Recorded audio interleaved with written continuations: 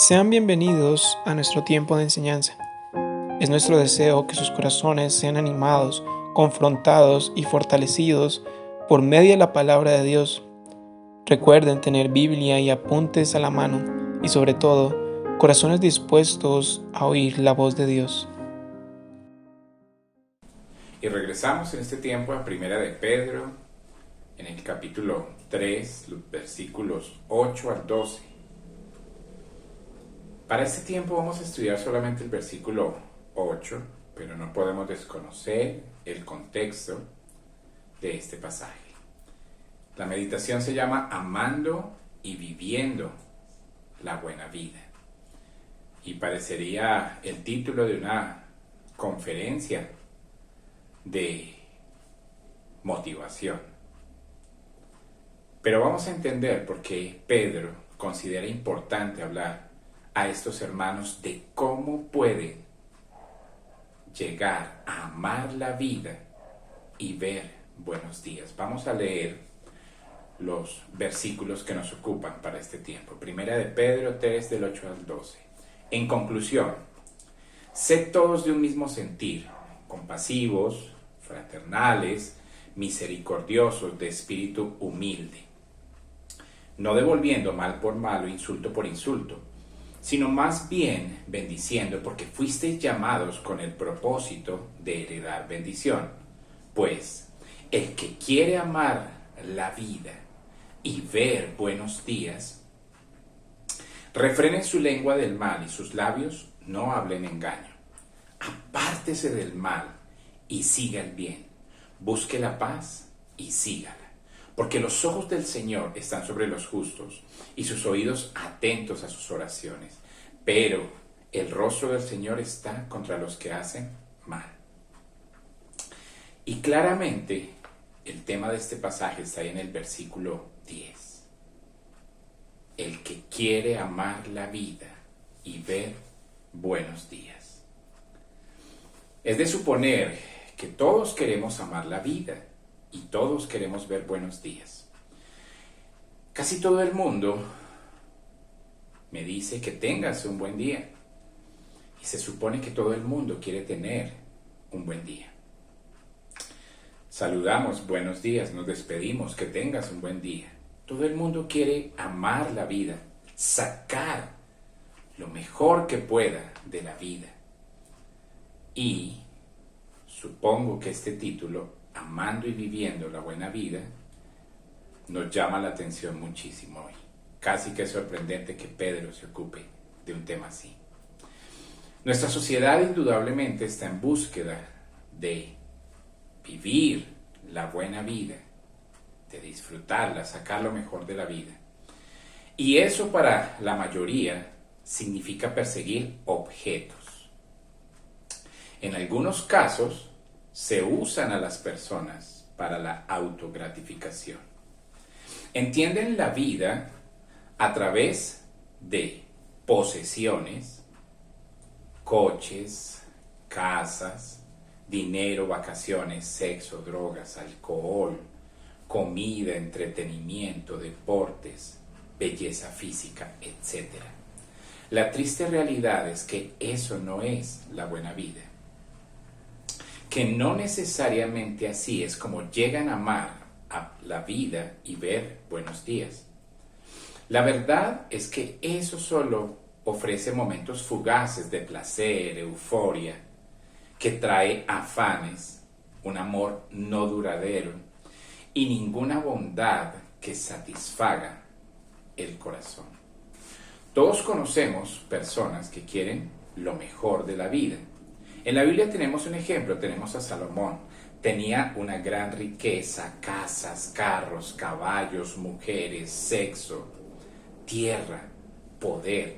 Tenía todo lo que la gente de hoy en día desearía tener. Incluso otra reina, la de Saba, vino a visitarlo y estaba tan asombrada por su riqueza y su inmenso poder y por toda la inteligencia que tenía y sus posesiones, que según Segunda de Crónicas, capítulo 9, versículo 4, quedó sin aliento. literalmente al ver todo lo que Salomón poseía. Pero ¿estaba contento? ¿Salomón amaba la vida? ¿Realmente podemos decir que vio buenos días? ¿Realmente experimentó la vida al máximo? Escuche sus palabras en Eclesiastés capítulo 2, verso 17. De modo que aborrecí la vida. ¡Qué tragedia! Odiaba la vida porque todo eso era vacío. Era como tratar de perseguir el viento, de atraparlo. Y creemos que si hubo alguien que personificó en el siglo XX ese perseguir la buena vida, fue Ernest Hemingway, ganador del premio Pulitzer, ganador del premio Nobel, reconocido intelectual, rico, famoso, que decidió vivir su vida completamente al margen de lo establecido por Dios. Rechazó cualquier clase de moralidad. Y él dijo que nada de esas cosas absurdas le iban a impedir disfrutar lo mejor de la vida. Ernest Hemingway tuvo todo lo que nosotros pensaríamos hace parte de la buena vida. Fama, fortuna, reconocimiento, mujeres, drogas, alcohol. ¿Y cómo terminó? Poniéndose un revólver en su cabeza y volando la tapa de sus sesos. Es asombroso pensar que según las estadísticas, la tasa de suicidio afecta bastante a las personas mayores de 60 años. Y algunos llegan a la conclusión de que es debido a que no han disfrutado la vida, no aman la vida, no han visto buenos días. De hecho, podemos suponer con seguridad que pocas personas aman la vida. Pocas personas realmente ven buenos días o tienen un buen día. Pocas personas contentas, satisfechas. Pocas personas en paz y disfrutando verdadera felicidad. Ciertamente, nosotros como cristianos deberíamos amar la vida, ver buenos días, disfrutar la bondad cada día. Ese es un legado que se nos ha otorgado. Pero la pregunta es, ¿vivimos amando la vida? ¿Vivimos viendo buenos días? Pedro nos va a decir aquí de manera simple, directa y práctica cómo llegar a amar la vida y ver buenos días. En el versículo 10, la palabra que se traduce vida es la palabra zoe. En griego tenemos dos palabras para vida. Bios, que es de donde tenemos biología, y se refiere a la materia de la vida, a estar vivo y no muerto, a vida biológica simplemente. La palabra zoe significa no solo la vida en oposición a la muerte, sino toda la experiencia y la riqueza de vivir realmente, toda la plenitud de la vida. Eso significa zoe. Es la palabra que se usa aquí. Entonces Pedro dice, aquellos que quieren amar, no solo el estar vivos, sino amar todo lo que la vida potencialmente, toda la plenitud que la vida le puede ofrecer. A eso se está refiriendo Pedro aquí. La palabra amor en este versículo es la palabra más fuerte en el griego para amar. Significa un afecto de la voluntad fuerte. Es un deseo fuerte. Y lo que Pedro quiere decir aquí es que él va a dirigir estas palabras a aquellos que realmente quieren sacar todo lo que hay en la vida para su propia realización. Aquellos que realmente aman vivir. Y luego dice, y aquellos que no solo quieren amar la vida de esa manera, sino también ver buenos días. Días significativos, benéficos, productivos, que traigan realización, que cumplan un propósito, no vanos, inútiles o días llenos de insatisfacción. Aquí eso es lo que está hablando Pedro. Ver días buenos. La pregunta es, ¿dónde podemos empezar para aprender a amar la vida? ¿Dónde encontramos esos buenos días? ¿Qué lo produce en nosotros los creyentes? La verdad del asunto es que estoy seguro de que muchos de nosotros no amamos la vida como deberíamos hacerlo. Hay ciertas cosas en nuestras vidas que no nos llevan a amarla. Hay cristianos, por extraño que a usted le parezca, que incluso llegan a quitarse la vida. A ese grado de hastío han llegado en su vida. Y puedo asegurar que muchos de nosotros no experimentamos buenos días todos los días. Entonces es esencial detenernos y notar que este mandamiento, esta instrucción de Pedro es para nosotros los creyentes.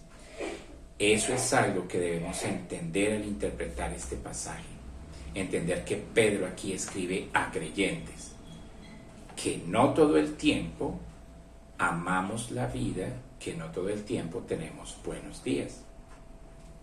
En el caso de los oyentes a quien Pedro escribe esta carta, su falta de amor por la vida y no ver buenos días estaba relacionado con las circunstancias que ellos estaban enfrentando, circunstancias muy difíciles. Miremos primera de Pedro 1:6. Dice que, Pedro, reconozco que te han angustiado varias pruebas. En capítulo 2, versículo 11, dice, ustedes son extranjeros y peregrinos que batallan contra los deseos de la carne, que luchan contra el alma. Viven en un ambiente hostil. En capítulo 2, versículos 20 y 21 les recuerda que van a sufrir. Es la realidad del creyente, va a sufrir porque está en un ambiente impío, hostil. En capítulo 3, versículo 14, Pedro de nuevo les recuerda que incluso si sufren por hacer lo justo, son bendecidos. En capítulo 3, versículo 15 hasta el 17, en capítulo 4, versículos 1, versículo 12, por ejemplo en 4, 1 y el 12 le dice, no se sorprendan de la prueba de fuego que ha sobrevenido para probarles. En capítulo 4, versículo 19, en capítulo 5, versículo 8, les dice Pedro que el diablo los persigue como un león rugiente. Y en primera de Pedro 5:10 de nuevo les recuerda la presencia del sufrimiento en sus vidas. Así que aquí tenemos a estos hermanos que están sufriendo debido a las circunstancias. Podemos añadir que algunos estaban sufriendo de enfermedades, estaban viendo la muerte de seres queridos, y ellos, podríamos decir que con razón, no aman la vida, no ven buenos días. Pero Pedro les dice, si quieren realmente llegar a amar la vida y ver buenos días, a pesar de todo ese sufrimiento y las circunstancias alrededor, él a continuación les da 4 puntos muy simples que vamos a compartir en este tiempo de estudio y el próximo. 4 puntos simples y muy claros, muy directos, que nos permitirán amar la vida y ver buenos días. Primero de esos 4 aspectos, Pedro habla de la actitud correcta. Quiero que note que Pedro no se refiere a lo que está experimentando el creyente a su alrededor. No es la ausencia de problemas lo que nos lleva a amar la vida y ver buenos días. Es la actitud presente, la actitud interna con la que enfrenta. Ahí es donde Pedro comienza, versículo 8. En conclusión, que todos sean armoniosos, compasivos, fraternales, bondadosos y humildes de espíritu. 5 actitudes que Pedro menciona en este versículo. Esa palabra en conclusión en griego es como finalmente. Este es el punto final. Lo estoy llevando, en la mente de Pedro dice, a un final. ¿Qué quiere decir Pedro con finalmente? ¿Acaso este es el final de la carta? No, todavía tenemos mucho que cubrir en esta carta. Se refiere al final del tema que él empezó ahí en el capítulo 2, versículo 11. Ahí Pedro comenzó el tema de cómo el creyente se relaciona con la sociedad en que vive. Entonces vamos a recordar un poco. En capítulo 2, versículo 11, le dijo que somos extranjeros y peregrinos, que los creyentes están en guerra no solo contra el alma, sino también contra la sociedad que les rodea, y deben mantener un comportamiento excelente entre los paganos. En el versículo 13 del capítulo 2, él describe las relaciones en su contexto social, las relaciones en las que ellos iban a vivir vidas como las de Cristo, debido a que ellos eran extranjeros, extraños que vivían en una sociedad impía y debían permanecer puros. Debían vivir vidas excelentes, con un excelente comportamiento en 3 áreas sociales. Primero, su relación con el gobierno. El segundo tenía que ver en su relación laboral y tercero tenía que ver con su relación familiar, el cónyuge. 3 esferas sociales. El primero, como les dije, su relación con el gobierno, debía ser un excelente ciudadano. En segundo lugar, debería ser un excelente empleado y en tercer lugar, un excelente cónyuge. Esas eran las 3 esferas sociales básicas en que todos los creyentes vivimos. Y Pedro dice que en esos 3 entornos el creyente debe vivir de manera pura, irreprochable y excelente. Si miramos al final del versículo 12, dice, para que ellos glorifiquen. Hay que llevar a las personas a nuestro alrededor al punto en que glorificarán a Dios en el día de la visitación. Dijimos que ese día de la visitación significa el día del juicio.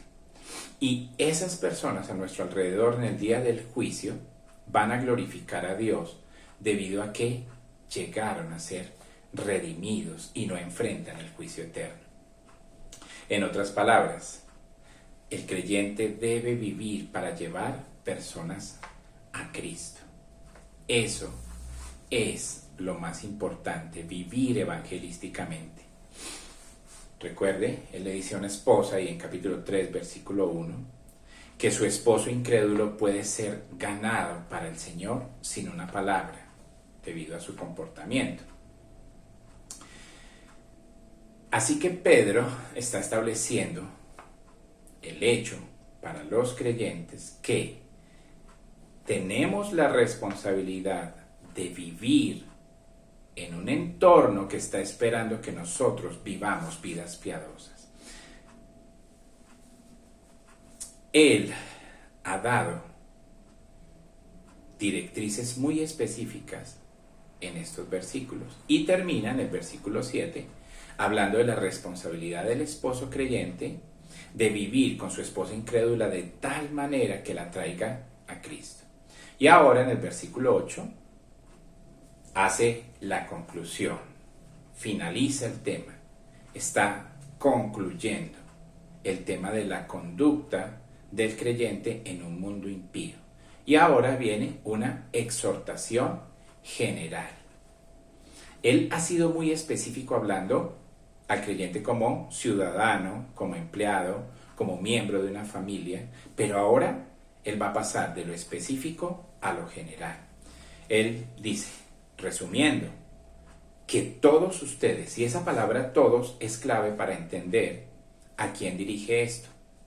Y aquí nos dice que no solamente está hablando al creyente como ciudadano, empleado, cónyuge, sino para con todos. Aquí está la suma de todos. Y pasamos con esa pequeña palabra todos. Pedro va de lo específico a lo general. Él dice, si vamos a vivir y amar la vida y ver buenos días, si vamos a disfrutar la vida en medio de un mundo hostil, si nosotros como extranjeros y peregrinos vamos a obtener lo mejor que la vida nos puede dar toda la bondad que Dios ha provisto, así es como debemos vivir. Y lo primero que Pedro nos dice es que debemos tener la actitud correcta hacia todos. Usted dice, ¿se refiere a tener la actitud correcta hacia creyentes e incrédulos? Y aquí note usted que Pedro no está haciendo una distinción en tener una actitud correcta, y si hablamos de una actitud correcta o algo correcto, lo correcto es que sea hacia todos. Entonces, Pedro nos va a hablar de 5 componentes que hacen parte de una actitud correcta. Quiero decirle que 4 de estos 5 términos nunca aparecen en ninguna otra parte del Nuevo Testamento. Aquí tenemos a Pedro desarrollando casi un vocabulario nuevo para hacer este resumen en particular. Entonces, la primera palabra en el versículo 8, un mismo sentir. Y aquí tenemos 2 palabras griegas que significan pensar lo mismo, tener la misma manera de evaluar, dicho de otra manera, mantener la unidad interior del corazón. Le voy a dar una definición negativa de esto. Es no estar en conflicto, ni entre ellos, ni con los que están afuera de la fe. Como cristianos, en general, debemos mostrarle al mundo una armonía sobrenatural. Somos verdaderos proveedores de la unidad, no de la separación. Y aquí quiero aclarar que no es uniformidad, es unidad. Unidad de la manera de pensar, de evaluar. ¿Cómo llegamos a esa unidad? Al todos entender lo que la palabra de Dios dice acerca de un tema. Si la palabra de Dios dice que el aborto es un asesinato, nosotros vamos a pensar como nos dice la palabra de Dios. Si la palabra de Dios dice que el divorcio es un acto que atenta contra la unidad y la armonía y la permanencia de la sociedad, debemos aceptar eso como una verdad. La unidad ha sido algo que Dios ha anhelado siempre para su iglesia. Si usted mira, ahí en Juan 17, Jesús comenzó esta oración pidiéndole a Dios por la unidad en los creyentes. Jesús instruyó a sus discípulos ahí en Juan 13 que sería la unidad llena de armonía amorosa que permitiría que los hombres supieran que ellos son sus discípulos. Vemos los elogios de la iglesia primitiva cuando se describe en el libro de los Hechos, los primeros capítulos, que estaban unánimes y tenían todas las cosas en común. En Romanos 12:16 el apóstol Pablo hizo un llamado al amor y a la unidad. De nuevo Pablo en Romanos 15:5 llamó a la unidad y al amor. Lo mismo Pablo ahí en Filipenses capítulo 2, en Primera de Corintios 1:10, por ejemplo, dice que en la iglesia no hay lugar para cismas, ni divisiones, ni discordia. Los creyentes debemos caracterizarnos por una vida en armonía. No creamos conflictos. El mundo debe distinguirnos por nuestro amor, no por ser los más conflictivos. Debe distinguirnos por vivir en armonía. Esa disposición armoniosa en el creyente debe extenderse aún fuera de los límites de la iglesia. La iglesia debe ser el lugar a donde el mundo puede venir y ver armonía y unidad en acción, pero debe extenderse, salir, alcanzar los que están fuera de la iglesia. Debería afectar todas nuestras relaciones con las personas del exterior. La iglesia debe ser pacificadora en el mundo, no la que provoca conflictos.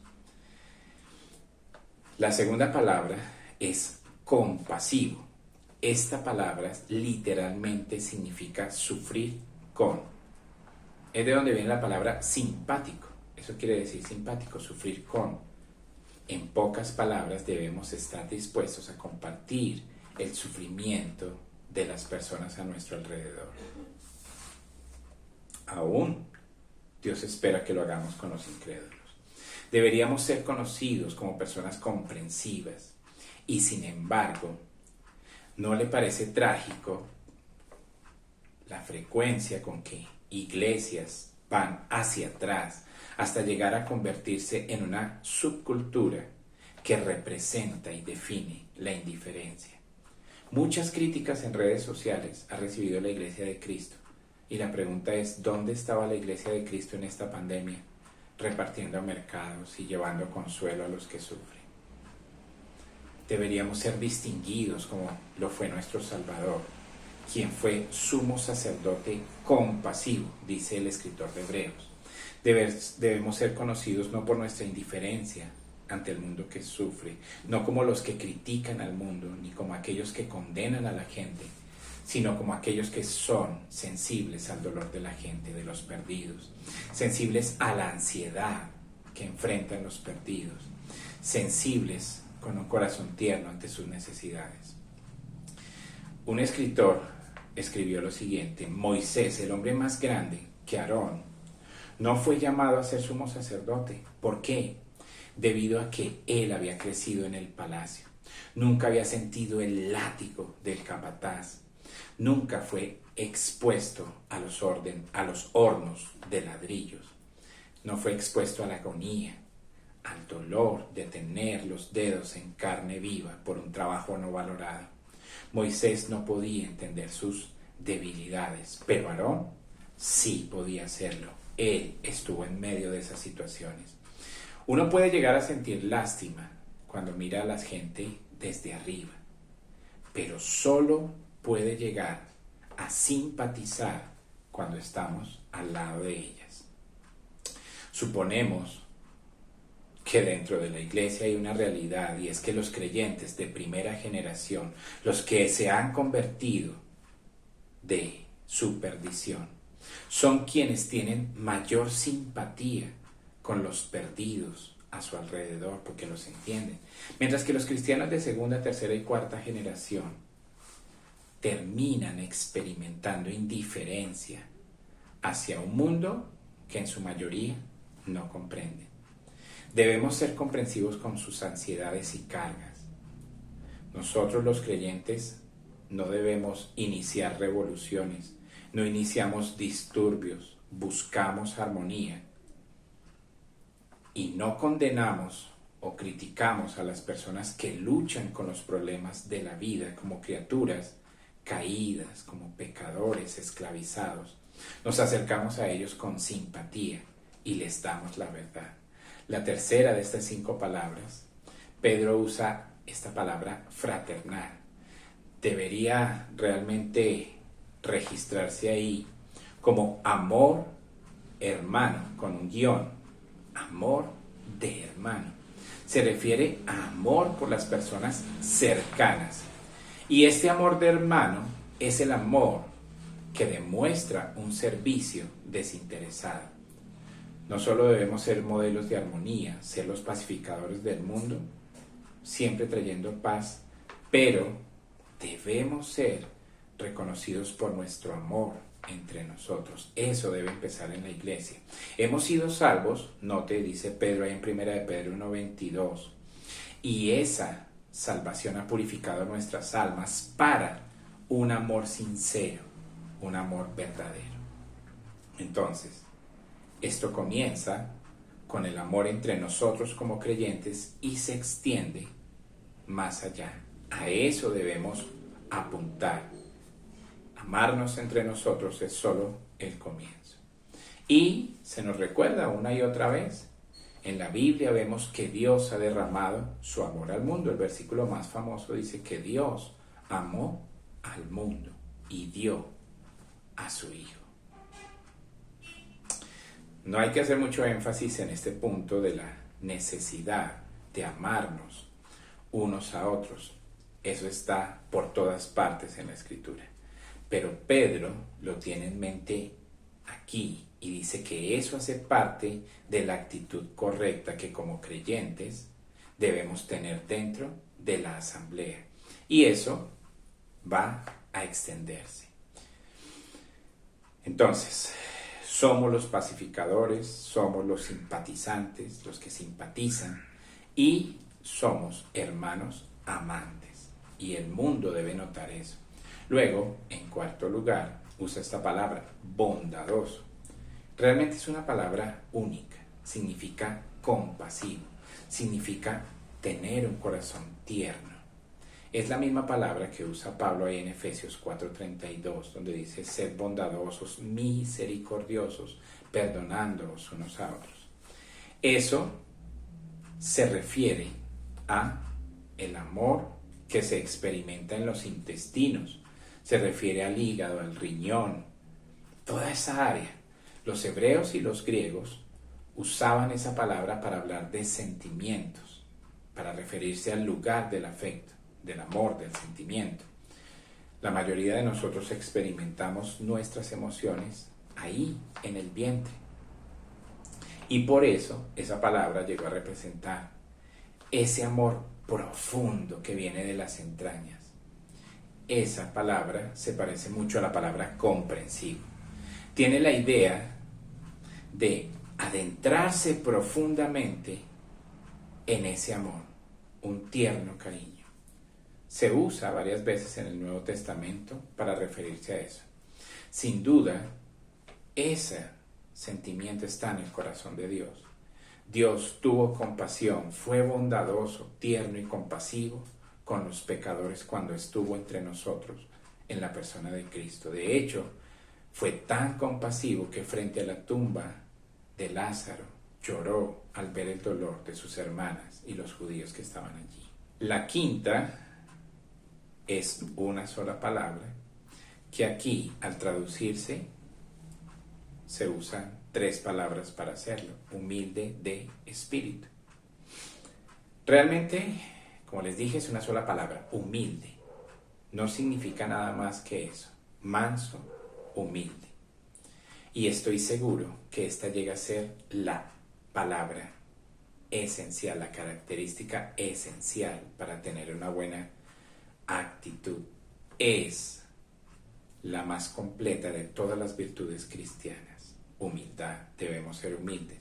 En Filipenses 2:3 dice, no hagáis nada por egoísmo o vanidad, sino con humildad de mente, cada uno considere más importante a su prójimo que a sí mismo. Recordemos que incluso Jesús dijo, llevad mi yugo sobre vosotros y aprended de mí, que soy manso y humilde, y hallaréis descanso para vuestras almas, ahí en Mateo capítulo 11. Necesitamos que la iglesia comprenda esto. Dios no quiere que seamos ni manifestantes, ni revolucionarios, ni activistas políticos. Por el contrario, la iglesia en el mundo debería ser reconocida como la que siempre está haciendo la paz, buscando la paz, siempre dispuestos a sentir las alegrías y las tristezas de los demás. La iglesia debería ser reconocida por estar ansiosa para amar y servir con sacrificio, bondad, compasión. Una iglesia siempre bondadosa, mansa, siempre humilde, nunca reclamando nuestros derechos. Y si nos ponemos a preguntarnos ¿en qué persona se pueden reunir todas estas características? La respuesta es Jesucristo. ¿Quién fue el mejor pacificador que ha existido? El Señor Jesús. ¿Quién fue el que amó con más fuerza? El más bondadoso, el más humilde de todos, que se humilló hasta la muerte, nuestro Señor Jesucristo. Él era manso y humilde de corazón, amando a los imposibles de amar con una compasión tan grande que decidió mostrar su poder al aliviar el dolor del que sufre. Era gentil con los caídos, era gentil con las mujeres, con los niños pequeños. Se preocupaba por los corazones rotos, por las vidas rotas. Incluso cuando fue rechazado, Él fue a la cruz para eliminar la causa del dolor que aquejaba a todas esas personas. Él fue a la cruz para hacer posible su liberación. Esa debe ser la actitud de todo cristiano. Todo cristiano es llamado a tener la actitud de Cristo. No importa cuán difíciles sean las circunstancias en las que estamos viviendo. Debemos ser conciliadores, debemos ser pacificadores, debemos ser comprensivos, debemos ser sensibles al dolor de las personas y también compartir su alegría. Debemos mostrar ese amor sacrificial al servirles, aún a los que están afuera de la iglesia. Debemos ser tiernos y compasivos, nunca con una actitud descortés, crítica o indiferente. Y debemos mantener un espíritu de humildad. Esa es la actitud que Pedro dice deberíamos tener cada uno de nosotros en cada situación. La pregunta de nuevo, ¿quiere amar la vida y quiere ver buenos días? Todo empieza por la actitud correcta. Lo que nos da acceso a esa buena vida, a ver buenos días, tiene que ver con nuestro interior, la actitud interna. Todo comienza con tener la actitud correcta. Si la actitud no es correcta, nunca obtendrá lo mejor que la vida le puede ofrecer. Nunca verá buenos días. Pero es claro que necesitamos mucho más que tener la actitud correcta. Se necesita la respuesta correcta cuando enfrenta el mal, la condenación, el rechazo, la crueldad. Necesita tener unos parámetros correctos, basados en la palabra de Dios, y necesita tener el motivo correcto. Estos tres últimos los vamos a dejar para nuestro próximo encuentro. Oremos. Señor, te damos gracias por tu palabra. Tener acceso a la buena vida y ver buenos días no tiene que ver con cuánto dinero tenemos o cuántas cosas disfrutamos. Tú nos llevas a mirar a nuestro interior, Señor. Y te pedimos que podamos, Señor, tener esta actitud interna de corazón para poder disfrutar lo mejor de la vida que tú tienes para nosotros y ver verdaderamente buenos días. Señor, ayúdanos a anhelar en nuestras vidas estas 5 características, Señor, de la actitud correcta. Te damos gracias por la verdad de tu palabra en el nombre de Cristo Jesús. Amén. Agradecemos a Dios el tiempo que hemos podido compartir escudriñando las Escrituras. Gracias por acompañarnos y recuerden que estas enseñanzas están en nuestro canal de YouTube y que podrán verlas nuevamente. Gracias por su compañía y nos veremos en nuestras próximas reuniones. Dios les bendiga.